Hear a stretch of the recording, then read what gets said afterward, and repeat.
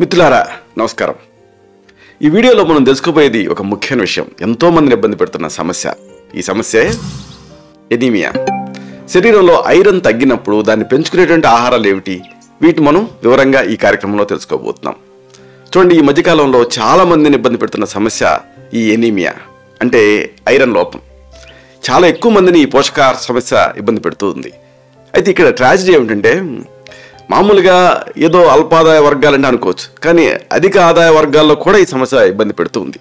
దీన్ని అశ్రద్ధ చేస్తే అనేక సమస్యలు ఇబ్బంది పెడుతూ ఉంటాయి.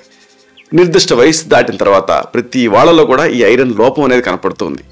అందుకే నా క్లినిక్లో నేను ఇక టెస్టులు కూడా చేయించను. అందరికీ కూడా ఈ ఐరన్కి సంబంధించినటువంటి ఆయుర్వేద ఔషధాలు ప్రిస్క్రైబ్ చేస్తూ ఉంటాను. ఎందుకంటే అంత కామన్గా ఈ సమస్య ఇబ్బంది పెడుతుంది. మెయిన్గా మహిళల్లో ఇది ఎక్కువగా కనిపిస్తుంది. శరీరంలో ఐరన్ లోపిస్తే రక్తహీనత వస్తుంది. ఇది చాలా ఇబ్బంది పెట్టేటటువంటి సమస్య. అంటే దీనివల్ల కేవలం ఏదో కలర్ని నాలుగుని ఇలా చూసుకొని తెల్లగా ఉన్నాయి అని ఏదో హెల్దీగా లేవనుకోవటం మాత్రమే కాదు, ఇతర ఇక్కట్లు ఉంటాయి. ఎముకలు పెలుసుగా మారుతాయి. ఐరన్ లోపం శరీరంలో ఆరోగ్యకరమైనటువంటి ఎర్ర రక్త కణాల కొరతను సూచిస్తుంది. దీంతో హిమోగ్లోబిన్ పడిపోతుంది.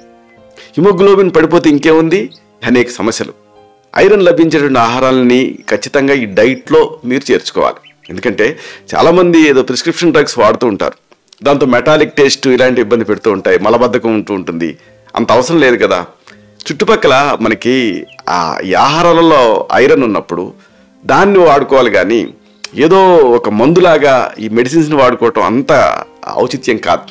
కాబట్టి ఈ డైట్ని మీరు ఆహారాన్నే మీరు ఔషధం కింద వాడుకోవాలి. అయితే దానికంటే ముందు అసలు ఇంపార్టెంట్ విషయం ఏంటంటే, ఐరన్ లోపం ఉంది అని ఎట్లా తెలుస్తుంది అంటే, కొన్ని ప్రత్యేకమైనటువంటి లక్షణాలు ఉంటాయి. ఈ లక్షణాలను ప్రతి వాళ్ళు తెలుసుకోవాలి. శరీరంలో ఐరన్ లోపించినప్పుడు విటమిన్ సమస్యలు వస్తాయి. విటమిన్ సమస్యల వల్ల మళ్ళీ రక్తహీనత వస్తూ ఉంటుంది. ప్రధానంగా కళ్ళ చుట్టూ డార్క్ సర్కిల్స్ వస్తాయి. అలాగే శరీరం పసుపు రంగులోకి మారుతుంది. అలాగే తెల్లగా కూడా కనిపిస్తుంది. అందుకే దీన్ని తెల్ల కామెర్లను కూడా అంటూ ఉంటారు. కాబట్టి దీన్ని ఐరన్ లోపం కింద అర్థం చేసుకోవాలి. ఇంకా గోళ్ళు పెలుసు పారుతాయి. అలాగే లేత పసుపు రంగులో కనిపిస్తాయి. దీంతో కూడా ఐరన్ స్థాయిని మనం అనుమానించవచ్చు, అది లోపం ఉన్నట్టుగా. అలాగే తలనొప్పి ఉంటుంది, అన్రిలేటెడ్గా తల తిరుగుతున్నట్టు ఉంటుంది. అలాగే మైకింగ్గా ఉన్నట్టు కూడా అనిపిస్తూ ఉంటుంది. చాలామంది హాస్టల్స్ పిల్లలు వస్తూ ఉంటారు, హాస్టల్స్ నుంచి తల్లిదండ్రులు తీసుకొస్తూ ఉంటారు. అంతా నార్మల్గానే ఉన్నారు అని అనుకుంటూ ఉంటారు. తీవ్రంగా తలనొప్పి కంప్లైంట్ చేస్తూ ఉంటారు. కళ్ళ డాక్టర్ల చుట్టూ తిరుగుతూ ఉంటారు. అలాగే న్యూరాలజిస్టుల చుట్టూ తిరుగుతూ ఉంటారు. కానీ అసలు సమస్య ఏమిటంటే ఐరన్ లోపం. కాబట్టి దీన్ని సరిదిద్దటం అనేది చాలా ముఖ్యం. హిమోగ్లోబిన్ అనే దాన్ని పెంచాలి, శాతాన్ని.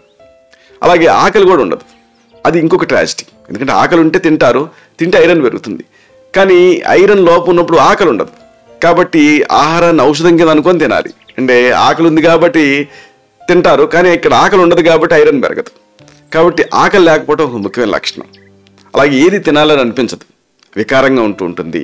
అలాగే పొట్ట ఉబ్బరించి బ్లోటింగ్ అనిపిస్తూ ఉంటుంది. ఏమి తినకపోయినా కానీ పొట్ట ఉబ్బరించి ఉంటుంది. పొట్ట ఉబ్బరించి ఉంటే ఇంకేం తింటారు? అది దీంతో ఒక సమస్య. కాబట్టి పని కట్టుకొని ఫుడ్ని ఔషధం అనుకొని తినాలి. అంటే చిన్న చిన్న పనులకే ఈ ఐరన్ లోపం ఉన్నప్పుడు అలసిపోతూ ఉంటారు. ఆయాసం వస్తూ ఉంటుంది. ఆయాసం అంటే మామూలుగా ఉబ్బసం లాంటి ఆయాసం కాదు, అని ఇలా పీలుస్తూ ఉంటారు. అంటే ఆ ప్రాణవాయువు చాలన్నట్టుగా అనిపిస్తుంది. పనులపైన ఆసక్తి ఉండదు. ఊపిరి తీసుకోవడంలో ఇబ్బంది వస్తూ ఉంటుంది. గుండె దడదడగా కొట్టుకుంటూ ఉంటుంది. ఇది ప్రధానమైన లక్షణం.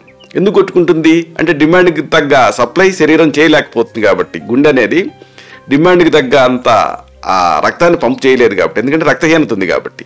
దాంతో గుండె వేగంగా కొట్టుకోవాల్సి వస్తుంది. అంటే గుండె దడ వస్తుంది. అలాగే జుట్టు రాలుతుంది. ఇది ఇంకొక ముఖ్యమైన లక్షణం. కాళ్ళు చేతులు చల్లగా ఉంటాయి. నోరు నాలుకలో వాపు ఉంటుంది. అంటే నాలుక ముద్దగా ఉండి మాట తిరగనట్టుగా అనిపిస్తుంది. అలాగే నాలుక పైన పగుళ్ళు కూడా కనిపిస్తాయి. ఇవన్నీ రక్తహీనత లక్షణాలే. మరి ఇలాంటి ఈ రక్తహీనతను ఎలా చక్కదిద్దుకోవాలి ఆహారంతో? వరుసగా ఈ ఆహార వైద్యాలు తెలుసుకుందాం. ముందుగా మనం చెప్పుకోవాల్సింది బచ్చలి కూర. ఇది చక్కటి ఒక హిమటనిక్గా పనిచేస్తుంది. బచ్చలి కూర కండరాలకి కూడా మంచిది. దీంట్లో అధిక మొత్తంలో ఇనుము ఉంటుంది. అయితే దీన్ని ఎలా తీసుకోవాలి? రోజు అవసరం లేదు, వారానికి 2 సార్లు దీన్ని ఆకుకూరలాగా తీసుకోండి. దీంతో ఐరన్ లోపాన్ని మీరు అధిగమించవచ్చు. కాకపోతే ఈ బచ్చల కూరతో పాటుగా కాస్త టమాటాలు కానీ లేకపోతే కాస్త నిమ్మరసం పిండుకొని కానీ తీసుకుంటే దీంట్లో ఉండే ఐరన్ ఈ నిమ్మ వల్ల లోపలికి బాగా అబ్జార్బ్ అవుతుంది. ఇంకొక మనకు ట్రెడిషనల్ ఆహార వైద్యం ఉంది, చాలా ఫేమస్ ఇదే బెల్లం. బెల్లం అంతే ఐరన్ పెంచుతుంది. బెల్లం శరీరానికి ఒక చక్కటి ఆరోగ్యకరమైన ఆహారం అని చెప్పొచ్చు. చక్కెర కంటే ఇది మేలైంది షుగర్ కంటే. మీ రోజువారీ ఆహారంలో బెల్లం చేర్చుకోండి, దీంతో ఐరన్ లోపాన్ని మీరు అధిగమించవచ్చు. రెగ్యులర్గా వాడేటువంటి వైట్ షుగర్ బదులుగా ఈ బెల్లాన్ని మీరు భర్తీ చేయండి, దీంతో మీ ఆహారంలో ఎక్కువ ఐరన్ పొందొచ్చు. వైట్ షుగర్లో ఏముంటుంది, షుగర్ తప్ప ఇంకేం ఉండదు, కానీ బెల్లం అలా కాదు, ఐరన్ ఉంటుంది. అంటే తీపిదనంతో పాటు ఐరన్ ఉంటుంది. కాబట్టి ఇది షుగర్కి ఒక ఆరోగ్యకరమైన ప్రత్యామ్నాయం. ఇక తర్వాత మనం చెప్పుకోవాల్సింది మన భారతదేశం గర్వించదగ్గ ప్రైడ్ ఫ్రూట్ ఆఫ్ ఇండియా, ఇదే ఉసిరి. ఈ ఉసిరిని మీరు ఆహారంలో భాగం చేర్చుకుంటే ఐరన్ ఇంప్రూవ్ అవుతుంది. ఇది నిజానికి ఒక సూపర్ ఫుడ్ అని చెప్పొచ్చు, ఎందుకంటే దీంట్లో వైటమిన్ సి న్యాచురల్ ఫామ్లో ఉంటుంది, అలాగే డెస్ట్రాయ్ అవ్వదు. అది దీని ప్రత్యేకత. చాలా పళ్ళల్లో ఉండేటువంటి వైటమిన్ సి కొంతసేపటికి వేడి చేయటం వల్ల ఇలాంటి వాటి వల్ల అది డీనేచర్ అయిపోతుంది. కానీ ఉసిరి అలా కాదు, ఐరన్, కాల్షియం ఇలాంటి పోషకాలు కూడా దీంట్లో పుష్కలంగా ఉంటాయి. అందుకే ధాత్రి అంటారు, అంటే తల్లి. దీంట్లో ఐరన్ పుష్కలంగా ఉంటుంది కాబట్టి ఇది రక్తహీనతని కరెక్ట్ చేస్తుంది. దీనికి ఇంకో ప్రత్యేకత ఉంది, దీన్ని వివిధ రూపాల్లో తినొచ్చు. ఊరగాయలు, క్యాండీలు, ఇలాగ ఏ రూపంలోనైనా దీన్ని తీసుకోవచ్చు. దీన్ని అంటే కొంతమందికి ఉసిరి రసాన్ని తీయటం ఒక ఛాలెంజ్. అంటే ఆ కండ భాగాన్ని చెక్కి దాని గ్రైండర్లో వేసి ఆ చెక్కేటప్పుడు కత్తి కోసుకొని ఇబ్బంది పడుతూ ఉంటారు. దీనికి ఒక ఉపాయం ఉంది. ఉసిరికాయలు తీసుకొని ఈ రాచ ఉసిరి అంటే పెద్ద ఉసిరిని నీళ్ళల్లో వేసి హాఫ్ బాయిల్ చేయండి. కోడిగుడ్డుని ఎట్లా ఉడకబెడతారో, బంగాళదుంపలను ఎట్లా ఉడకబెడతారో అలాగా. పూర్తిగా కాదు, హాఫ్ బాయిలే చేయాలి. పూర్తిగా బాయిల్ చేస్తే వైటమిన్ సి మళ్ళీ డెస్ట్రాయ్ అవుతుంది. హాఫ్ బాయిల్ చేసి దాన్ని తీసి, అంటే రంగు జడకూడదు, దాన్ని తీసి చూపుడు వేలు బొటన వేలుతో నొక్కండి. ఒక్కొక్క కాయను పట్టుకొని గింజ బయటకు వచ్చేసింది ఈజీగా. ఆ కండ భాగాన్ని గుజ్జుగా చేసి దాన్ని పిండి రసం తీయండి. ఈ రసాన్ని తీసుకోండి న్యాచురల్ ఫామ్లో. ప్రతిరోజు ఇలాగ ఒక ఉసిరి నుంచి తీసిన రసాన్ని తీసుకోవచ్చు. దీనికి అవసరం అనుకుంటే కాస్త తేనె కలిపి తీసుకోవచ్చు, అల్లం రసం కలిపి తీసుకోవచ్చు, భలే రుచిగా ఉంటుంది. ఇలాంటిది ఇంకొక ప్రత్యేకమైనటువంటి ఆహార వైద్యం ఎండు ద్రాక్ష. చాలామంది ఎండు ద్రాక్ష అంటే కిస్మిస్ అనుకుంటారు, కిస్మిస్ కాదు, గింజలు ఉండేటటువంటి ఎండు నల్ల ద్రాక్ష. ఈ డ్రై ఫ్రూట్లో ఐరన్ బాగుంటుంది. ఇది ఎర్ర రక్త కణాల నిర్మాణానికి అవసరమైనటువంటి రాగి, వైటమిన్లు ఇలాంటివన్నీ కూడా దీంట్లో ఉంటాయి. అయితే దీన్ని ఎంత తినాలి? 8 నుంచి 10 ఎండు ద్రాక్షలను రాత్రి అంతా నీళ్లలో నానబెట్టండి. మరుసటి రోజు వీటిని తినేయండి. దీంతో ఈ ఐరన్ లోపాన్ని మీరు అధిగమించవచ్చు. ఇది ఆరోగ్యానికి కూడా చాలా మంచిది. అలాంటిది ఇంకొక ప్రత్యేకమైన పదార్థం గురించి మీకు చెప్పాలి, ఇదే గుడ్లు. ఈ గుడ్లు అంతే, కోడిగుడ్లు. ఒక పెద్ద కోడిగుడ్లో 0.9 మిల్లీగ్రాముల ఐరన్ ఉంటుంది. ఇది 5% రోజువారీ అవసరాన్ని తీర్చగలుగుతుంది. గుడ్లోనే నిజానికి అన్నిటికంటే ఎక్కువగా పోషకాలు ఉంటాయి. అంటే మంచి కొలెస్ట్రాల్ స్థాయిని పెంచుతుంది, గుండెకు కూడా మంచిది. భయపడతారు గుండెకు మంచిది కాదని. దీంట్లో లూటెను, అలాగే జియాజాంతిను ఇలాంటి యాంటాక్సిడెంట్ ఉంటాయి, కళ్ళకు మంచివి ఇవన్నీ. అలాగే దీంట్లో బాగా ప్రోటీన్లు ఉంటాయి. ఈవెన్ వెజిటేరియన్స్ కూడా తినదగింది గుడ్డు. ప్రపంచ శాకాహారులంతా గుడ్డుని శాకాహారమే అని అంగీకరించారు. అంటే క్వాలిటీ ప్రోటీన్ దీని ద్వారా అందుతుంది. ఉడకబెట్టిన గుడ్డుని అల్పాహారంగా తీసుకోవడం వల్ల అనేక ప్రయోజనాలు ఉంటాయి. వీటిలలో ఈ ఐరన్ లోపాన్ని కరెక్ట్ చేయడం ఒకటి. అయితే నాణానికి రెండో వైపు ఉన్నట్టు అసలు ఈ ఐరన్ లోపం గురించి తెలుసుకోవాలంటే, ఐరన్ లోపం ఉన్నప్పుడు ఎలాంటి ఆహారాలను తీసుకోకూడదు ఇది కూడా తెలుసుకోవాలి. టీ కాఫీలు తీసుకోకూడదు, ఎందుకంటే మనం తిన్న ఆహారంలో ఉండేటువంటి ఐరన్ అబ్జార్బ్ కావాలంటే విటమిన్ సి అవసరం. కాబట్టి ఒక ద్రాక్ష పళ్ళ రసమో లేకపోతే కమలా పళ్ళ రసమో తీసుకోండి. కానీ చాలామంది టిఫిన్ తర్వాత టీ తాగుతారు. అప్పుడు ఈ టీలో ఉండే ప్రత్యేకమైనటువంటి పదార్థాలు ఐరన్ని బైండ్ చేసి శరీరానికి అందనివ్వవు. కాబట్టి టీ కాఫీ నుంచి దూరంగా ఉండండి. తృణధాన్యాలు, మొక్కజొన్న ఇలాంటి టానిన్స్ ఉండేటువంటి ఆహారాలు కూడా అంతగా తీసుకోవడం మంచిది కాదు, ఎందుకంటే టానిన్స్ బైండ్ చేస్తాయి, ఐరన్ అందనివ్వవు.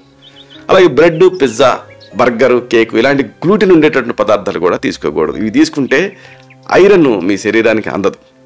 కాబట్టి ఈ విషయాలన్నీ కూడా దృష్టిలో ఉంచుకోండి.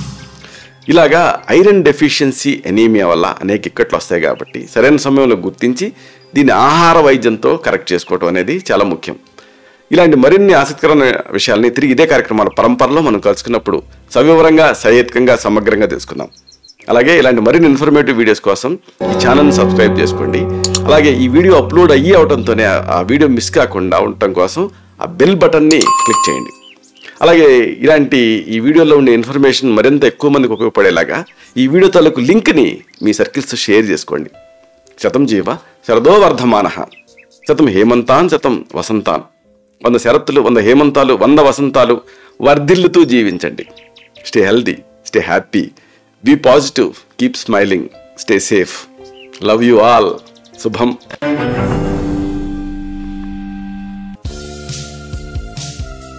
Doctor Chirumamilla Murali Manohar, MD, Ayurveda, Raksha Ayurvedalaya, plot number 13, Rammurthy Nagar, CBCID colony, Hyder Nagar, Hyderabad 5,85,000, Telangana state, India. Landmark Kukatpally area, metro train pillar number A663. Email muralymanohar2008@gmail.com. Website address www.muralymanohar.com. Phone numbers 9246575510, 9177445454.